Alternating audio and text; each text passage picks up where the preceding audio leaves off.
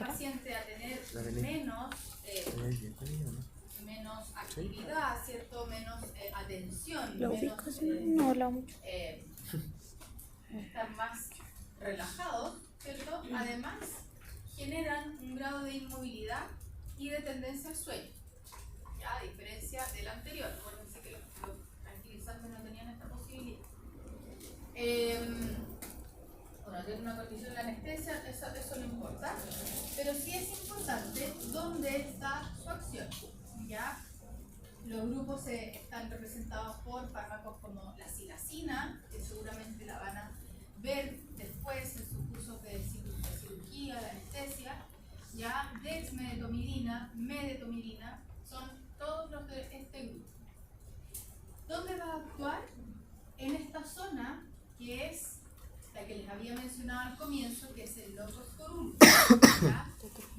Esta zona del cerebro contiene una gran cantidad del neurotransmisor noradrenalina. ¿Ya? Y eso va a hacer que se inhiba la salida o la respuesta de esta zona cerebral, y eso haga que la noradrenalina no salga, ya vamos a ver cómo, y la disminución de este neurotransmisor, ¿cierto?, hace que tengamos el efecto de sedación, tranquilización, relajación, ¿ya? Fíjense que es una zona bien...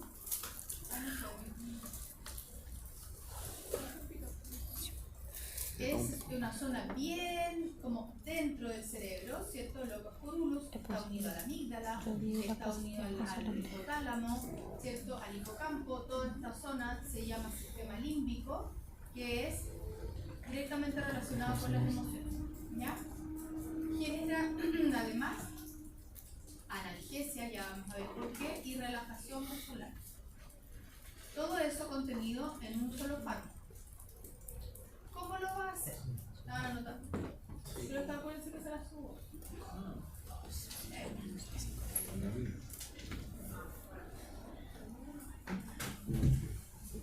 ¿Cómo el fármaco va a lograr la respuesta? Es un poco compleja. Ustedes dirán aún más. Más aún. ¿Ya? Pero vamos de a poquito. Vean esa neurona. Nuevamente tenemos la presinapsis, la sinapsis, ¿cierto? La salida de, en este caso, noradrenalina, porque es con este neurotransmisor con el que se va a relacionar, ¿ya? Aquí está.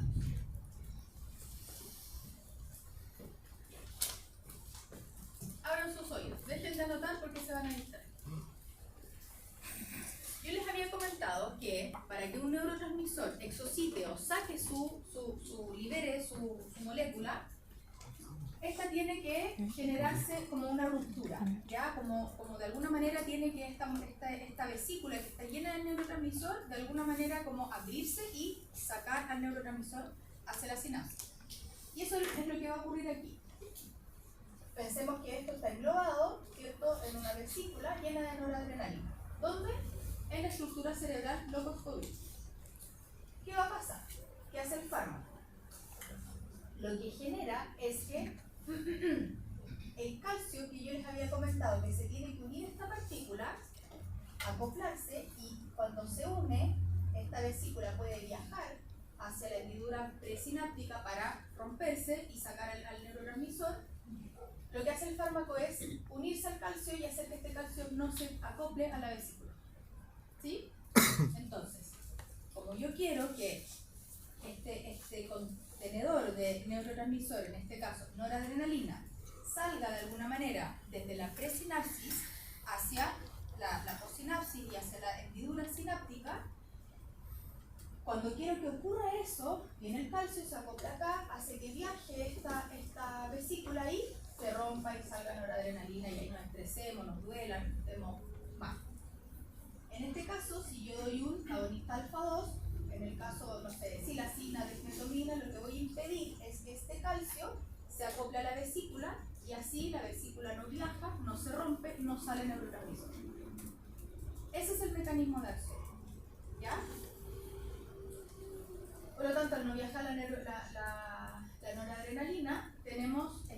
de sedación. ¿Por qué? Porque nos disminuye el neurotransmisor activador. ¿Ya? Un juego de palabras, pero yo sé que en la normalidad la noradrenalina tiene parte de la regulación del ánimo, de la atención, del estrés, participa en toda esa actividad cerebral, ¿cierto? Habíamos hablado de activadores del cerebro. Si no ocurre eso, no va a haber noradrenalina y eso va a hacer que la condición baje. Este cerebro que necesita actividad va a disminuir. Por eso se genera la sedación. Distinto, fíjense cómo es distinto el mecanismo que el fármaco anterior. Recuerden que era otro el neurotransmisor con el que vamos a jugar. ¿Ya? En este caso es entonces aquí ya viene todo el enredo, ¿cierto? Disminución de la salida de los neurotransmisores activadores. ¿Por qué? Porque disminuye el acople del calcio en la vesícula presináptica, ¿cierto? Y presenta un mecanismo de acción también postsináptico con la inhibición del sistema simpático. Este mecanismo que yo les expliqué recién es el principal, ¿ya? Como el primario. Pero también tenemos que al disminuir al receptor alfa cerebral, también tenemos una disminución de la activación simpática. Cuando habíamos visto el sistema simpático, habíamos dicho que teníamos acciones a nivel del corazón, el intestino, ¿cierto? El ojo, un montón de lugares, incluido el cerebro. El cerebro, en este caso, como no tiene, como actúa en el receptor postsináptico, también vamos a tener la inhibición del sistema simpático. ¿Ya? Por lo tanto, la sedación se va a generar a través de ese mecanismo de acción y englobando a través de estos como dos mecanismos.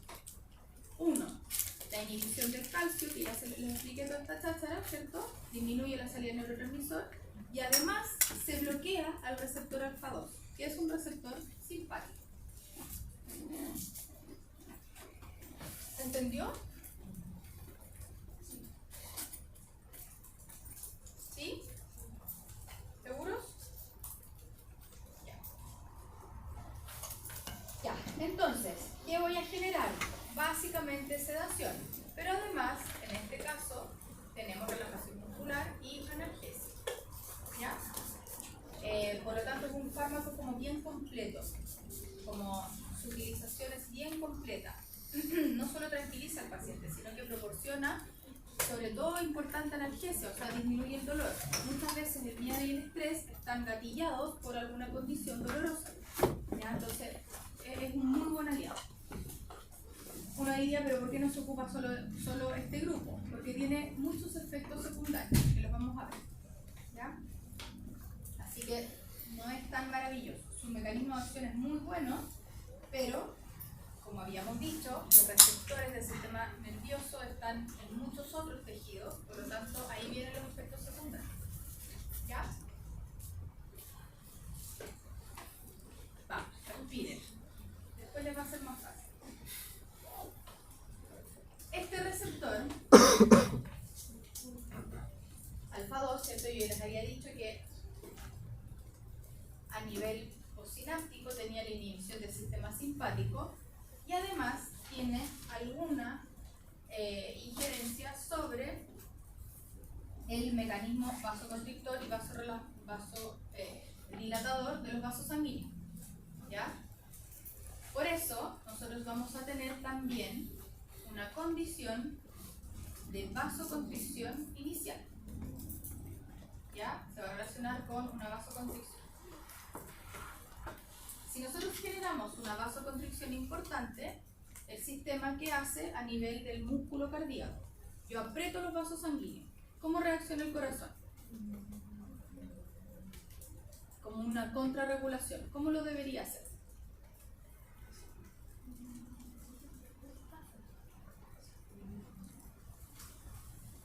Y a mí me sube la presión arterial. ¿Qué hace el corazón? Lo lee, ¿cierto? Tenemos, ¿se acuerdan de los receptores, los varoreceptores, los quimioreceptores? ¿Sí? Ya. Me sube la presión, ¿cierto? Estos receptores lo que hacen es captar, uy, hay más presión aquí. Por lo tanto, ¿qué mensaje le manda al corazón? No,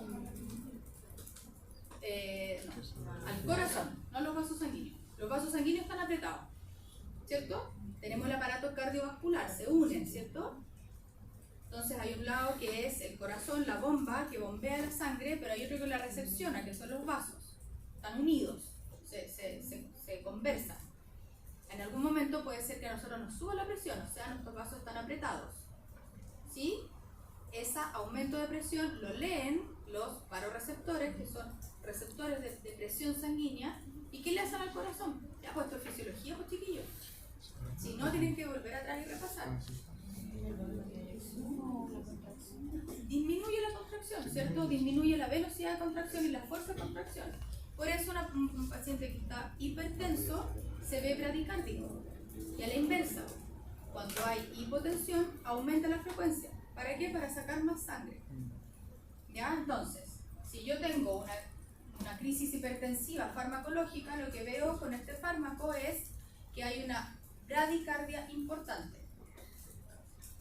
Por lo tanto, y además de la bradicardia, se genera una baja del gasto cardíaco. Por eso no es un fármaco tan así fácil de dar. ¿Ya? Tiene consecuencias hemodinámicas importantes. ¿Sí? Entonces, uno lo podría administrar así, a pasto, sería perfecto.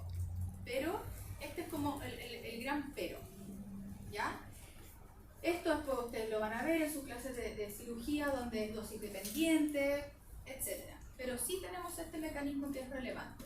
Cardiovascularmente no es un fármaco estable. Si yo tengo un paciente que tiene alguna condición cardíaca, lo tengo que pensar 2 veces antes de dárselo. Por más que necesite tranquilizarlo, tengo que usar otras opciones. ¿Ya? Entonces, por eso ven bradicardia, ¿cierto? Bloqueos de conducción. Y además, habíamos dicho que se inhibía el sistema simpático. A ver, para ordenarlos un poco. Cuando nosotros utilizamos estos fármacos, agonistas alfa-2, silacina, dexmedetomidina, medetomidina, además tienen un nombre raro, además de su mecanismo son raras de nombre. Tenemos como 2 etapas. ¿Ya? La primera es que se genera esta hipertensión por reacción frente a los agonistas alfa-2. Se genera hipertensión bradicardia. ¿Sí? Es una primera instancia del fármaco. Después esa acción pasa. Ya se resuelve eso, es un momento del fármaco. Pero después, ¿qué viene? Que se inhibe el sistema simpático. Si yo inhibo el sistema simpático, ¿cómo está la presión arterial? Disminuida. Vean el juego que hay aquí hemodinámico. Al principio sube la presión, baja la frecuencia, después se regula y después baja la presión. O sea, es un torbellino para el sistema cardiovascular. ¿Ya? Entonces, divídanlo para el aprendizaje. 2 etapas. La primera, por acción sobre los receptores alfa-2, hipertensión, bradicardia. Segunda etapa, cuando este efecto pasa, simpaticolisis, inhibición del sistema simpático. Por lo tanto, disminución de la presión arterial.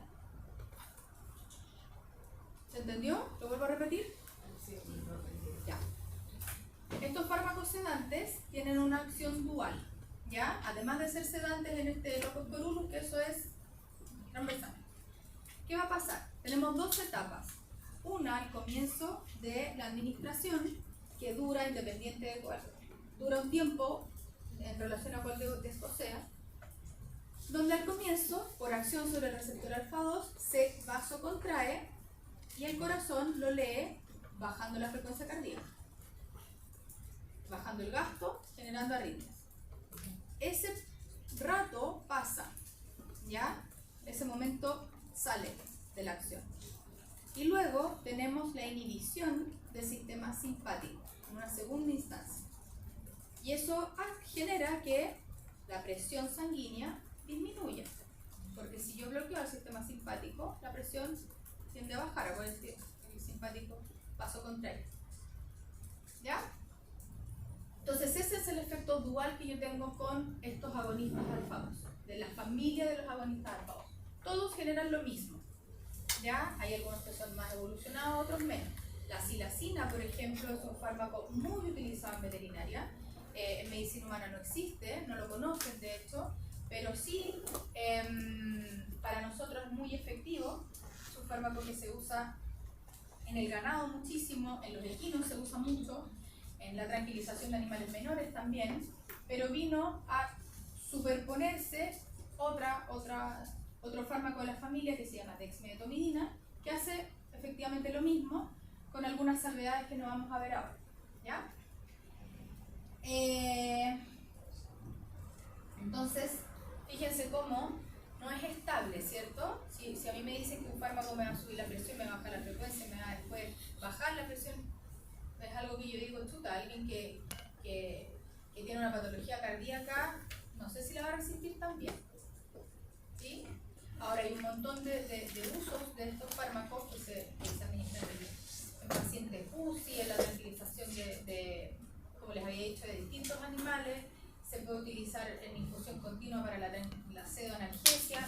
Ya tiene muchos usos, pero en este curso nos vamos a quedar con lo que les comenté, ¿ya? Se puede utilizar vía transmucosa, es uno de los fármacos que se puede utilizar por esta vía, porque tiene una absorción muy buena sobre las mucosas, las distintas mucosas, ¿ya? Un paciente que yo no le logro administrar vía parenteral. ¿Cuál es la vía parenteral? ¿Qué tenemos en la vía parenteral? ¿Cómo puedo administrar vía parenteral? Mencionen, vamos. Muscular, subcutáneo, intratecal, ¿ya? Se pueden administrar de varias de esas vías. Hay una presentación, de hecho, que salió en otros países, a Chile no llegó, que es este pomo, que igual, otro paréntesis para que relajen su conocimiento. Este pomo se vendía a los tutores, se vendía. A mí me parece que está un poquito peligroso, ¿ya? Si yo, lo mismo que el tranquilizante anterior, si nadie le advierte a un tutor y no sé, se le dan un gato, un perro cardiópata, porque esto era más para animales menores, a los mayores se los inyecta, ¿ya? A los equinos se inyectan la silacina, a las vacas lo mismo, se hacen cosas hermosas en pie, con sedación. Hay animales que los operan así parados, sedados y bueno, con otras técnicas, gracias a estos fármacos. Pero los animales menores se los daba para, no sé, que vayan a la peluquería. Ahí se reportaron sobredosis, sobredosificaciones, porque hoy el tutor hay como, no sé cuánto era, 1, 2, 3, se me pasó. Y el gato ahí queda, digamos. Que en pasantía, no sé si todos, pero algunos, al caballo le inyectamos. ¿Pasantía de qué? Equino.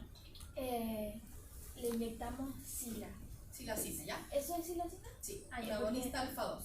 Porque era solo, o sea, el fármaco, el fresquito decía Silabet, silacina, siladrag.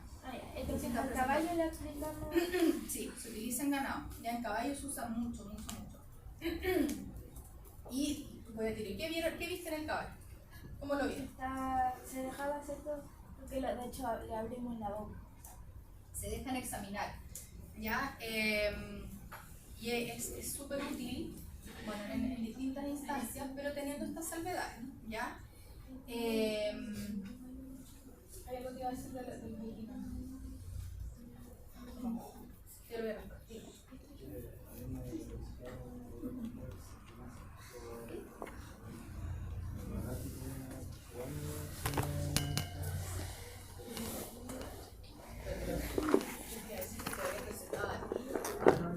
Es que también se usa en los humanos, de hecho.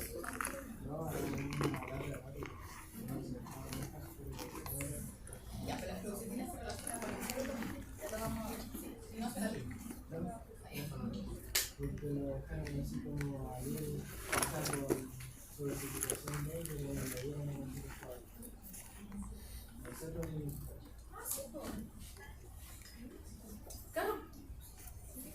Que si no, ¿cómo la van a recibir a tomar?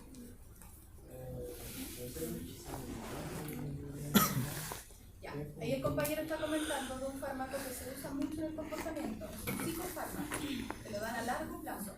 La fluoxetina no va a hacer nada, se relaciona con la serotonina.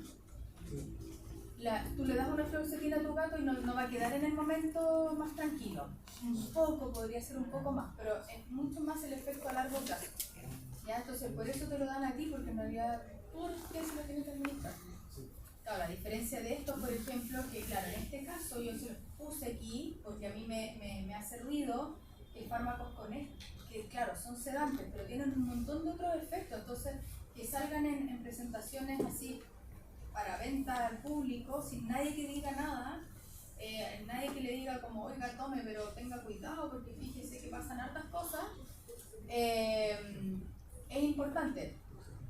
Nosotros en general se inyecta o se da vía transmucosa. En el caso de la fluoxetina es oral 100%.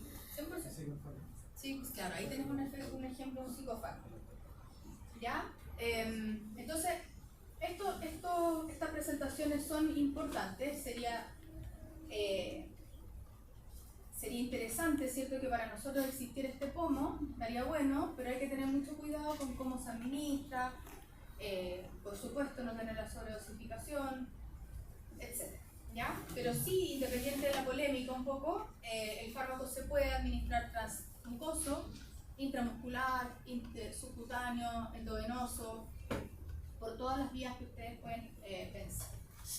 Claramente no está diseñado para no hay gotas, no hay supositorios, pero las presentaciones normalmente son para vía enteral y parenteral. ¿Ya?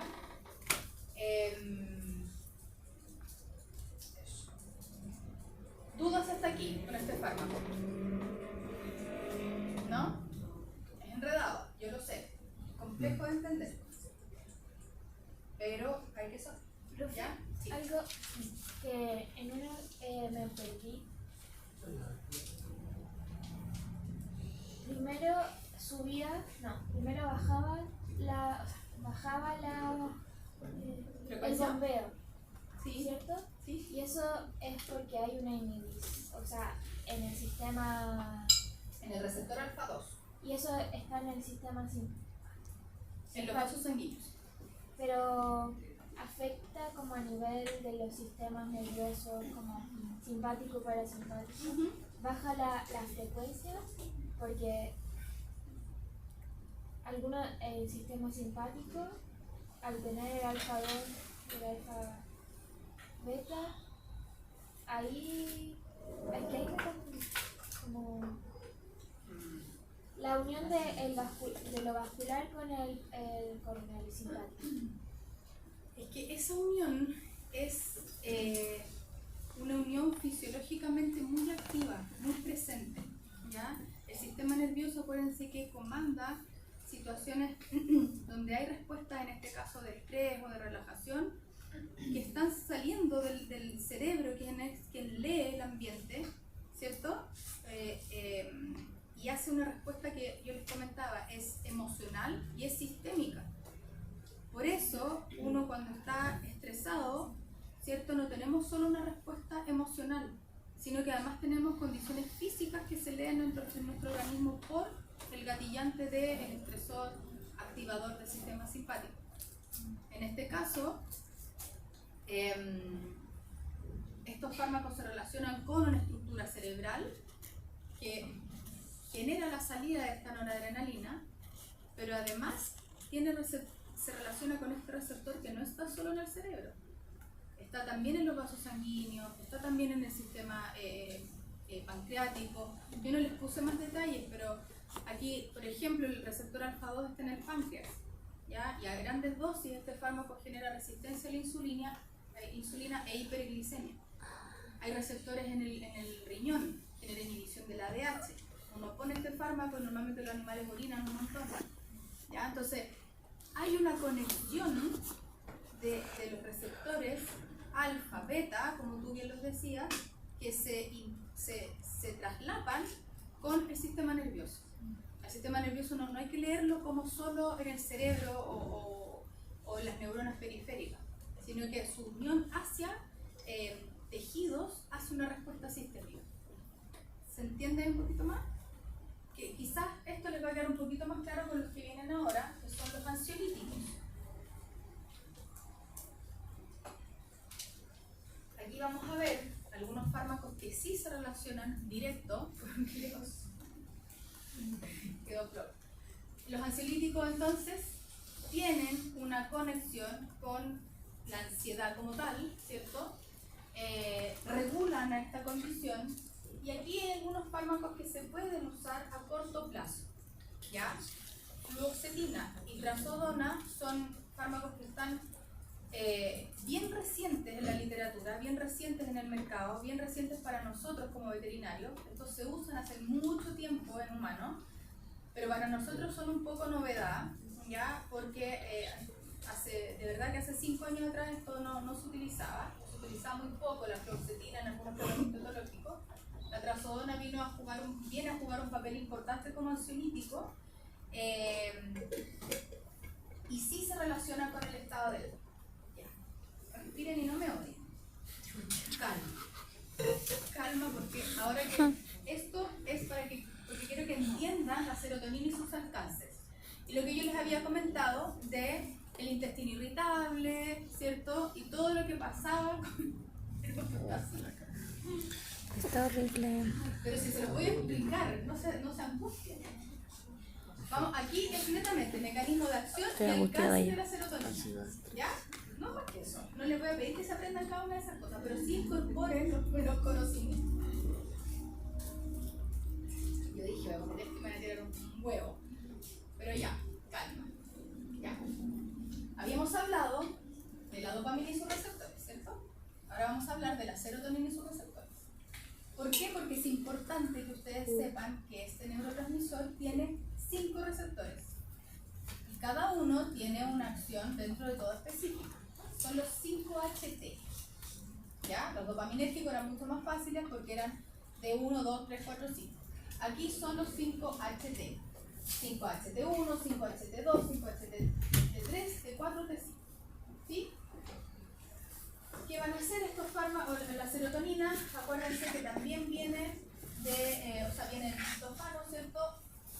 Se forma la serotonina, se degrada por la MAO, que es la misma que habíamos visto la semana pasada, y ahí está la vesícula presináptica, y luego se exocita y llega a la postsinapsis. Habíamos comentado que una forma de regular la salida de estos neurotransmisores, ¿cierto? Era bloqueando los receptores, y otra forma era bloquear la recaptura. ¿Sí? Para que recopilemos. Si yo tengo serotonina aquí y yo quiero que se mantenga una concentración alta en la sinapsis, yo bloqueo la posibilidad de que se recapture, que entre la serotonina. Eso es lo que hacen estos fármacos. Bloqueo la recaptura. Por lo tanto, como bloqueo, aquí va a estar lleno de serotonina lista para hacer su acción en los distintos tejidos. ¿Ya? Ya. ¿Qué pasa con esta gráfica? ¿Y por qué es tan compleja, cierto? Hay tanta conexión. Y es precisamente para que entiendan cómo la serotonina tiene receptores tanto en el cerebro, que es a lo que nos convoca esta clase, estos sedantes, ¿cierto? Ansiolíticos en este caso, pero además tiene receptores en las plaquetas, tiene receptores en el tejido adiposo, tiene receptores en el páncreas, en el intestino. Están mencionados en esta clase, ¿cierto? El síndrome del intestino irritable. En el hígado, en el endotelio vascular. Fíjense cómo es una salida, o su actividad es una salida muy transversal en el organismo. ¿Ya? No es raro, o un poco con esto pueden entender que, y es lo que te decía como en el recreo, que esta descripción del síndrome de intestino irritable tiene una conexión cerebro-intestino, que el intestino antes se pensaba que era algo como un tubo, sin actividad, ¿ya? Y eso ahora es nada que ver, ¿ya? Tiene las bacterias intestinales tienen acción hasta en el cerebro, el tejido intestinal y sus receptores, precisamente porque tienen serotonina dando vuelta, ¿ya? Entonces, todo lo que las irritaciones del intestino generan enfermedades cerebrales, y las enfermedades cerebrales generan alteraciones intestinales, ¿ya? Y quien lo sufra lo entiende, ¿cierto? Ya no es una cosa así tan aislada. Entonces, eso es lo importante, eso es por qué les puse esta gráfica. Hay receptores en muchos tejidos, tejidos que antes ni se pensaba que existían acción serotoninérgica. ¿Ya? Los HT1 tienen que ver con el estado de ansiedad y la calma, tienen acción sobre el hipotálamo en el control de la temperatura, ¿ya? Y participan en la vía del dolor. Eso lo vamos a ver en la clase de analgesia, pero ustedes después van a ver que estos neurotransmisores vuelven a repetirse en otra situación, ya voy, que es el estado del dolor. También podríamos hablar de la memoria, también se vuelven a repetir. Digo. Ahí donde sale intestino, en el intestino se sintetizan las 5T. No, se sintetiza en el cerebro, ¿ya? Pero tiene receptores a nivel de las plaquetas, intestino,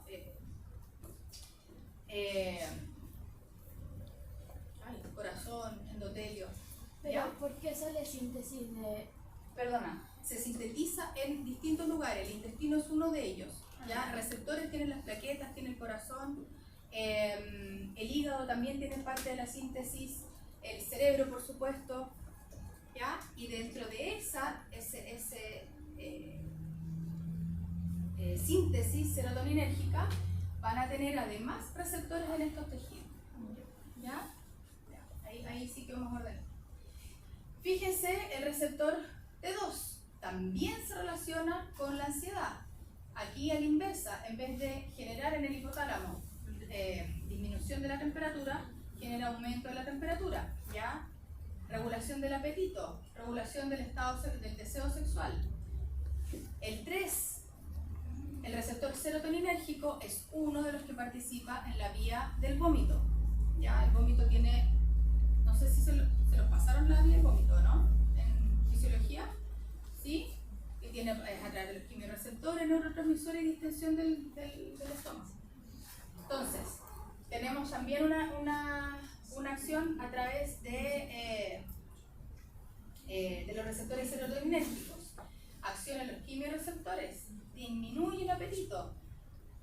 Por eso, yo varias veces se lo he mencionado, ¿cierto? Hay efectos secundarios con estos fármacos. Nosotros tomamos un ansiolítico, ¿cierto? Y tenemos algunas veces aumento de peso, otras veces disminución de peso, dependiendo de con cuál receptor se correlacione, ¿ya? Casi todos generan una acción sobre el estado del ánimo, el T1 y el T2. Si se busca esa acción, está perfecto, pero recordar que tiene otras posibilidades en el organismo. ¿Ya? Otra pregunta. Sí. Ahí dice ingesta. ¿Se refiere a ingesta del fármaco? No, ingesta de comida.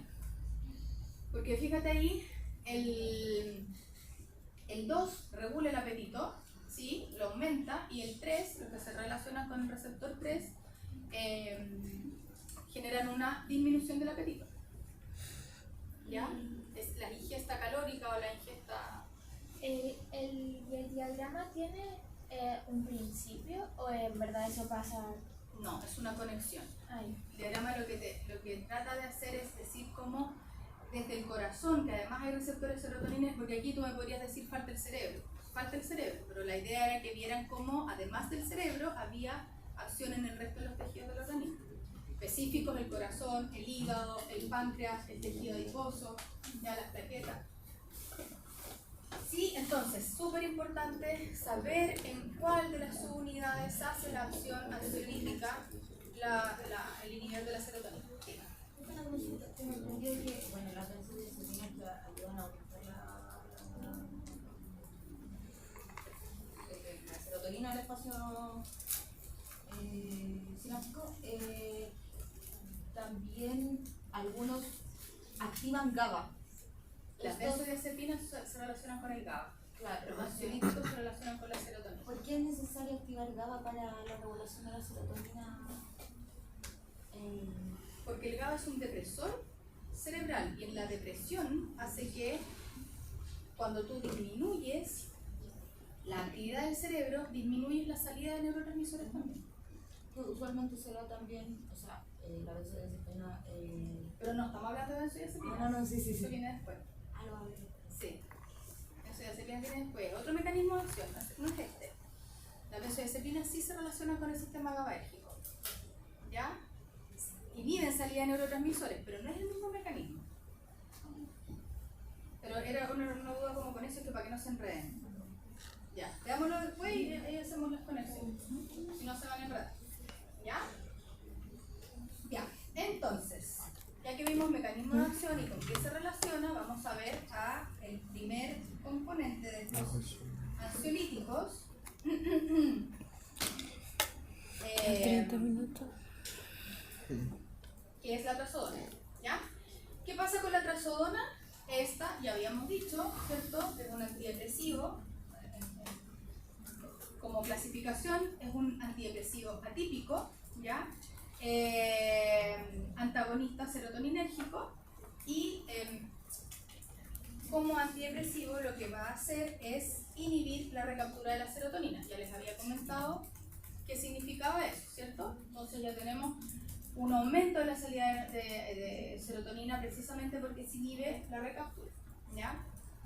Actúa en la presinapsis e inhibe a esta posibilidad de volver a captar.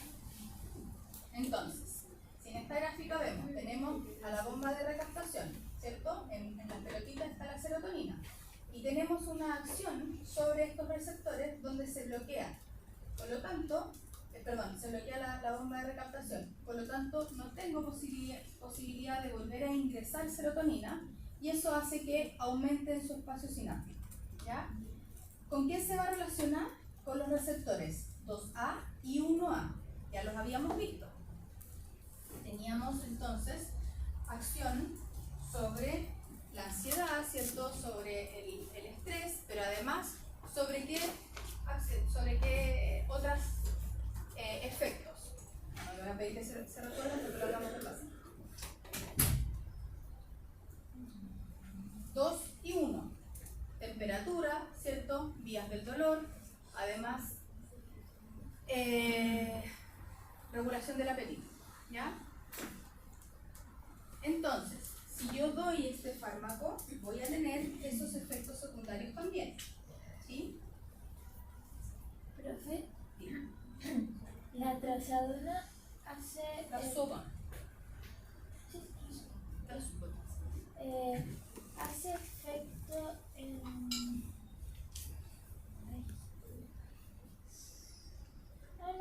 Es que vi que como la trazodona es el triángulo y pensé que solo se unían al receptor. No sé cómo No, explicarlo. actúa sobre la bomba de recaptación, ¿ya? Y sobre estos receptores que son presinápticos. La bomba de recaptación es receptor. No como tal, es como una estructura diferente, parte de lo que ayuda a recaptar. Y se podría decir que la trazodona compite con los receptores, o sea, compite con la serotonina por los receptores 5H1, 2. No directamente. No. Profe, ¿cuál es de esas la presináptica y postsináptica? La presinapsis está acá, porque acá lo que necesita es que esta bomba de recaptura se bloquee, ¿cierto? Para que no meta el neurotransmisor hacia acá. Ay, fue Y la un rato. presinapsis está acá. Por lo tanto, si yo bloqueo esta bomba, si el fármaco se une acá y bloqueo esta bomba, lo que va a pasar es que va a aumentar en este No espacio. entiendo por qué se complican tanto. ¿Ya? Tiene acción sobre esta bomba y sobre los receptores, no solo en una situación. No. Ya. Ya, no, lo de los felinos no importa, o sea, importa, pero no es tan específico. ¿Ya? Esto se da principalmente en medicina de animales pequeños, se está viendo en equinos, ¿ya? El fármaco tiene, súper importante aquí con algunas cosas como más específicas, tiene un periodo de latencia que es relevante. ¿Por qué? Porque si no se respeta, bueno, en realidad todos, ¿ya? Si no se respetan estos periodos de latencia, ¿qué van a hacer? Van a ir a agarrar al animalito creyendo que está tranquilo, pero no lo está, ¿cierto? Entonces, aquí es este grupo de fármacos, lo que estamos viendo hoy día, son fármacos donde uno ve la latencia como en vivo, ¿ya? Si uno da, por ejemplo, un antibiótico, uno no ve el periodo de latencia. En algún momento la infección se va a controlar, pero yo no sé en qué momento. aquí uno puede estudiar así como minuto a minuto en qué momento está generándose la acción, ¿ya? Y aquí se debe administrar y dejar pasar 90 minutos aproximadamente para que haga el fármaco su acción. Antes que eso no van a tener efecto. ¿Sí? En el caso de los tranquilizantes, por ejemplo, los fenodiazínicos son aproximadamente 15 minutos. Entonces, es importante que después los vayan conociendo estos periodos de latencia, porque si yo no los considero, a ver, díganme ustedes, si yo no respeto el periodo de latencia de estos fármacos, primero, ¿qué era el periodo de latencia? ¿Quién se acuerda?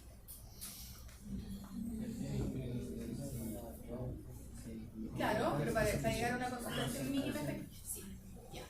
Si yo en estos fármacos donde yo voy a poder evaluar un efecto, como observarlo, ¿qué pasa si yo no respeto ese periodo? Podría no estar tranquilo. ¿Ya? Podría seguir agresivo. Podría seguir agresivo, ¿cierto? Podría no, chicas, por favor, me están desconcentrando.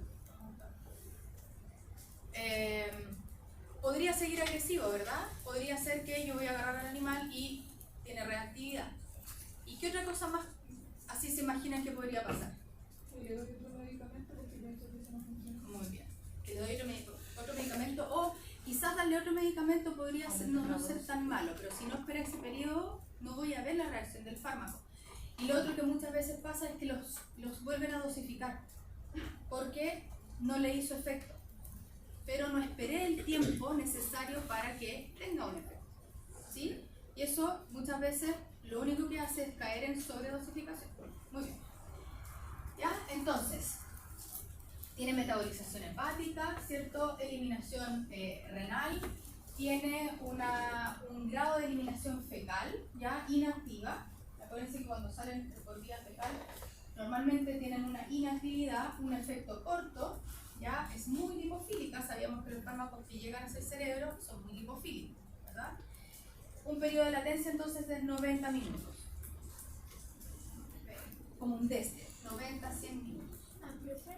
Sí. ¿Los 90-100 minutos es en todas las especies o en menor? La especie donde se ha observado, que es perro, gatos, y hay algunos estudios que se están haciendo en equinos, es 90 minutos. Ah, Sí. Eso por supuesto va a depender de qué tan ansioso esté el animal, ¿ya? Entre más nerviosos están y si uno no resguarda en medio, el fármaco tiene menos efecto. Eso es así. Ya, vamos aquí para que se entiendan un poco, vamos a ver en un perro.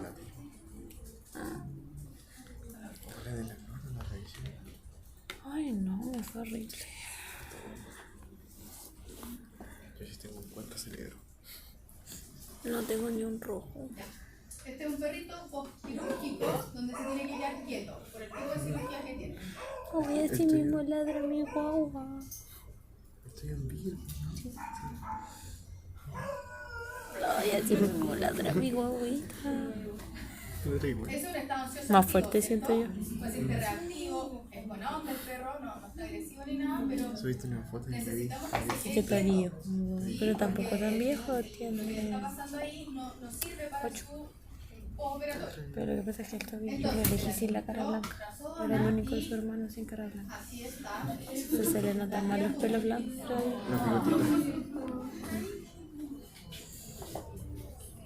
Hoy son tan lindos, me encantan. Son los mejores perros que existen.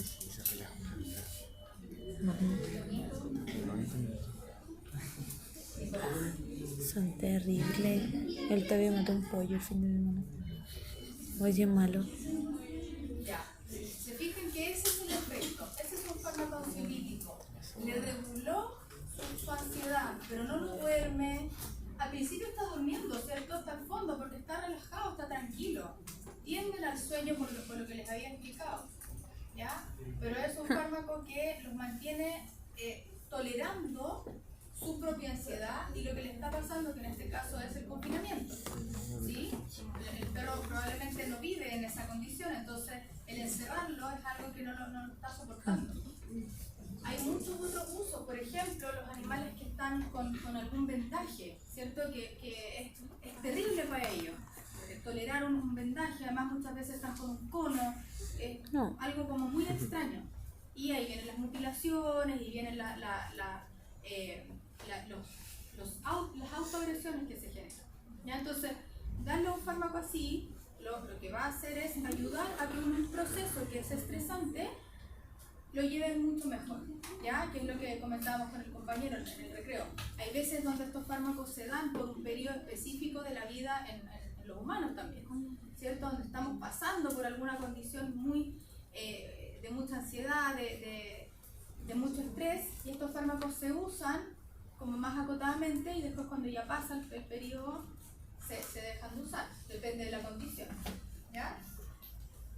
Entonces fíjense ahí, como no tenemos, ¿cierto? Ya, este es otro. Este era terrible. Este caso era muy terrible porque había que castrarlo, ¿ya? Y este paciente llega en esta situación.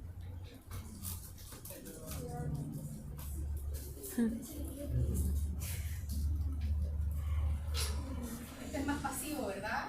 Se asusta, Más se tímido. esconde. Que es lo que hacen muchos de los animales también en ¿Qué se les tira ahí, no? A todos les encanta la atención. que no se pueden expresar porque ¿qué hace la gente? Con el pañito les hace que avancen, ¿ya? Pero muchas veces las vacas, por ejemplo, retroceden, ¿cierto? Retroceden, no quieren que los agarren porque les da miedo. Entonces, bueno, al final responden a la manipulación, pero en este caso, que se puede observar mejor, ese perro estaba en esa condición, ¿ya? Había sido rescatado, tenía una historia de maltrato y después de 90 minutos, Pobrecito. ¿sí? Está súper tranquilo con el tutor, podía hacerse un manejo, se evita tanta manipulación. Esa es la condición de una ansiolítica, ¿ya? El ROM. 11 meses, imagínense aparte, la otra cosa que es nada que ver de la farmacología, pero tiene que ver con la ansiedad. Todas las aproximaciones iniciales, sobre todo los animales que son de poco tiempo de vida, cachorros, animales muy jóvenes, todas las aproximaciones que son estresantes para ellos son mucho peor a largo plazo, ¿ya? Pero animales que se los maneja con medidas estresantes, después almacenan en el sistema límbico, que les había hablado algo, ¿cierto?, de la estructura cerebral de la emoción, y después es peor. O sea, ese animal, si no lo manejamos bien, después va a ser un paciente que va a vacunarse y está o muriéndose de miedo o agrede. En un potrillo, por ejemplo, lo mismo, si lo estresan al comienzo, después son caballos que no se logran adaptar, ¿ya? Entonces todo esto tiene que ver con como el bienestar animal también, ¿ya? No viéndolo solo como en el individuo, sino que proyectando ese perro más a largo plazo, pucha, después no va a querer nada con nadie, porque va a sentir que todo es una agresión. ¿Ya? Esto no lo vamos a ver. Bien. Y aquí sí vamos a hacer ¿Tenemos hasta las 11:10 o no? 10 para las 11. No. 10 para las 11. No, hasta ahora. Ya. Aquí hay una condición que es súper importante, que es el síndrome serotoninérgico. ¿Ya? Este síndrome ocurre con la administración de cualquier fármaco que se relacione con la recaptura de la serotonina o su aumento de concentración, ¿ya? ¿Por qué? Porque la serotonina, al relacionarse con una activación del cerebro, si está en un aumento de concentración, puede llevar a una respuesta del organismo bastante severa, ¿ya? ¿Por qué? Habíamos dicho que si se inhibía la recaptura, aumentaba la concentración de serotonina, ¿cierto? Y eso se va a ver reflejado en condiciones digestivas, condiciones emocionales, condiciones cerebrales, donde muchas veces lo final que se observa en alguien que tiene síndrome serotoninérgico es una convulsión, ¿ya? es súper importante de recordar cuando administramos algún fármaco que se relacione con la serotonina, porque en sí mismos pueden generar una respuesta serotoninérgica o mayormente puede ocurrir cuando hay adición de dos fármacos que hagan lo mismo, ¿ya? Hay algunos de estos fármacos que, por ejemplo, se relacionan con la ansiedad y además se administra alguno para regular el apetito, ¿sí? Puede ser un ansiolítico más un analgésico como el tramadol, también genera esto mismo. Ya, entonces, lo que hay que reconocer es que fármacos que tienen el mismo mecanismo de acción van a potencialmente producir el síndrome serotoninérgico. Nosotros muchas veces lo que vemos es una convulsión, ¿ya? Pero antes que eso pasaron varias cosas en ese animal. En las personas se describen mareos, inestabilidad, sequedad de la boca, ya rigidez muscular, aumento de la salivación, hay gente que tiene náuseas, otros que vomitan, ya hay varias cosas, arritmia, toda la condición que tiene que ver con el sistema cardiovascular, taquicardia. Entonces, pueden pasar varias cosas, solo que hay veces que uno no lo puede observar tan detalladamente en el animal, sino que nos pasamos por toda esa etapa y lo que vemos es que el animal convulsionó, ¿ya? Si ese animal quizás pudiera hablar, diría como, hoy me dieron trazodona y estoy sintiéndome somnoliento, o tengo hipersalivación, o tengo, no sé, un temblor muscular. Hay algunas cosas que se pueden observar, otras que no, ¿ya? Entonces, muy relevante, y a medida que vayamos viendo fármacos que se relacionan con la serotonina, yo les voy a ir mencionando que potencialmente pueden generar este síndrome, ¿ya? Porque no es menor, o sea, no es menor dar este fármaco y terminar con alguna condición, ninguna confusión, ¿ya? Que es la más grave de la hiperexcitación neuronal, ¿ya? Ojalá. Como les decía, cada uno en sí mismo puede ser un potencial generador de síndrome serotoninérgico, pero es más habitual que ocurra cuando hay la suma de dos fármacos que tengan el mismo mecanismo de acción, ¿ya? Por eso, si hay administración solo de trazodona o solo de fluoxetina, es mucho menos probable que ocurra, a diferencia de si se da trazodona con mirtazapina, por ejemplo, que tiene que ver con el apetito y el mismo mecanismo de acción, ¿ya? ¿Se entiende lo que es esto? Más o menos. ¿Sí? Bien. Vamos a pasar al siguiente grupo. Gabapentinoides. Ya. Estos fármacos también son fármacos ansiolíticos, tienen una historia larga, porque si se fijan, de hecho, su denominación gabapentinoides es porque al comienzo se creía o se relacionaba con el receptor GABAérgico, ¿ya? Y se crearon como anticonvulsivantes. Vamos a ver después que el receptor GABA es el gran receptor depresor, se relaciona con el control de las convulsiones.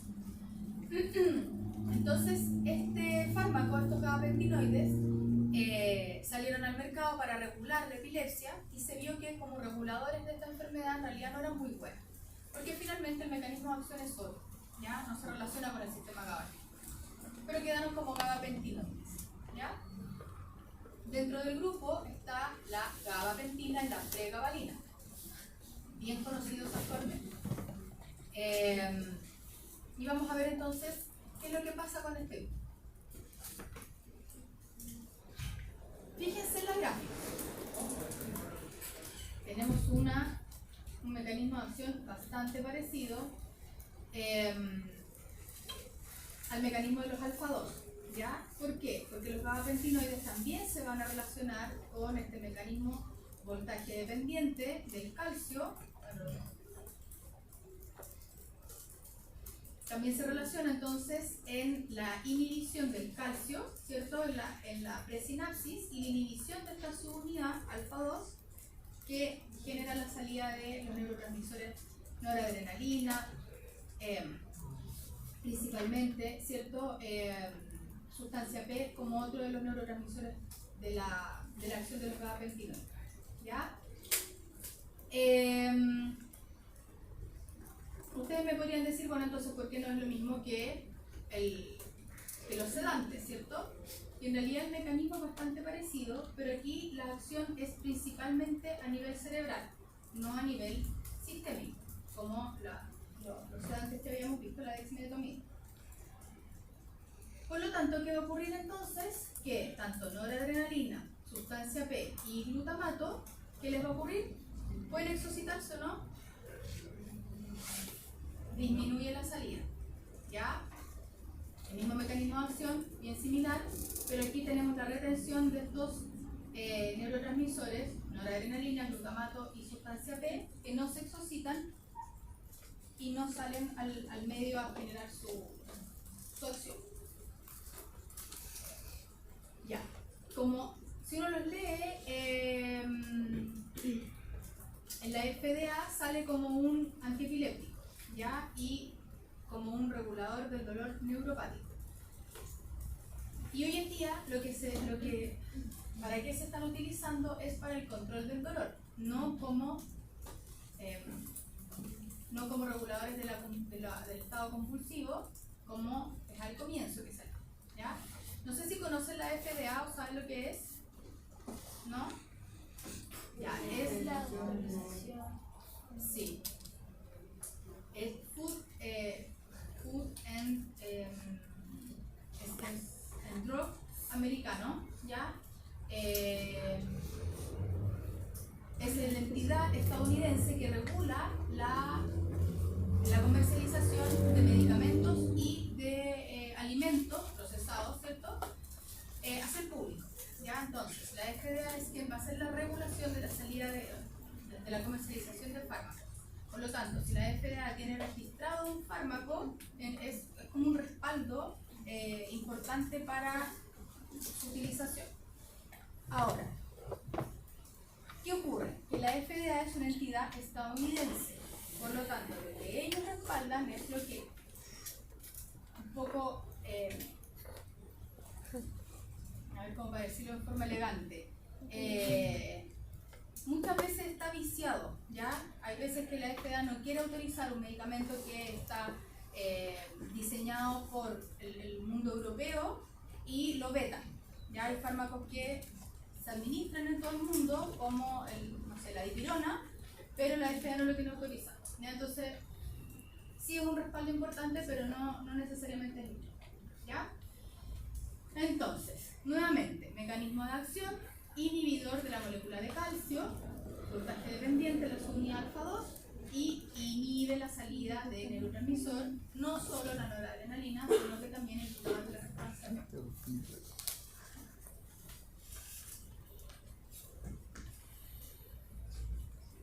Habíamos dicho, efecto anticonvulsivante bastante pobre, efectos secundarios, como no sale noradrenalina, otro neurotransmisor activador, el glutamato, y la sustancia P, que también es activadora, no hay actividad cerebral o disminuye la actividad de la atención, ¿sí?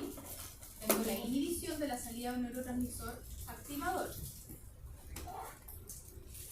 Y por eso da sueño, por eso da somnolencia, por eso da una disminución de la ansiedad en este estado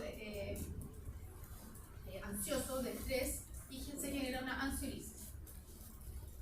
Ya vamos a terminar, que ya están, pero se excreta a nivel renal en los perinos. Existen, yo les había mencionado, dos, pregabalina y gabapentina. La diferencia es bien sutil. Básicamente es que una tiene un periodo más corto de administración, que es la gabapentina. Ya no lo anoten eso, no se lo preguntaría jamás en este curso. Nosotros en Chile tenemos pregabalina bastante a disposición, ¿ya? De hecho, está en planes de gobierno para el dolor neuropático, que se da como en planes GES y en el servicio público también. ¿Y por qué es importante? Porque nosotros podemos, la gabapentina, la pregabalina, la gracia que tiene es que sea cada 12 horas. ¿Ya? La gabapentina, que está súper estudiada porque hay mayor cantidad de gabapentina en Estados Unidos, por ejemplo, tienen más estudios, por eso, porque investigan más que nosotros. Ellos tienen gabapentina, la lata es que la tienen que dar cada 8 horas. ¿Ya? Entonces es mucho más factible darle a un animal cada 12 que cada 8 horas. ¿Ya? Pero las diferencias son bien pocas, el mecanismo de acción es el mismo. Biodisponibilidad grande, se distribuye mucho, mayor al 90%. ¿Lipofílica o no? ¿Qué creen ustedes? Sí, ¿cierto? Y es importante, aquí cosas específicas de los fármacos, que los alimentos enlentecen su concentración máxima. Ya estos son fármacos que se debería dar sin alimentos. ¿Sí? Bueno, se elimina por vía renal, se excreta por vía renal, se metaboliza por vía hepática. Fíjense cómo tiene una acción más o menos al día, ¿ya?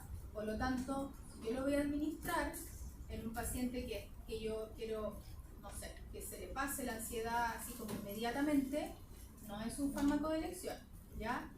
Pero sí ocurre que animales que están con este medicamento, por ejemplo, para el dolor, se ve como efecto secundario que están mucho más tranquilos, ¿ya?